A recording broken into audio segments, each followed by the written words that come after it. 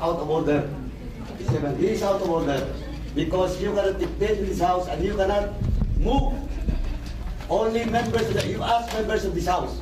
Yes, I am explaining, sir. No, I am not moving. no, your manifestation is out of order. I am Do requesting. not lecture us No, I am about not the rules lecturing. of this. I am standing up for my right. I am standing up for my right. Remember, we might cite you contempt. Then so be it. Your Honor. You challenge us? Yes, Okay. if that will be seen in the nation na walang karapatan ang mga invited guests dito na magpahayag, Your Honor, with due respect to you, I do not believe na ang kongresong ito ay lalabag sa karapatan ng mga mamayan. Yes. Mr. Chair. So be it, Your Honor. Out of order.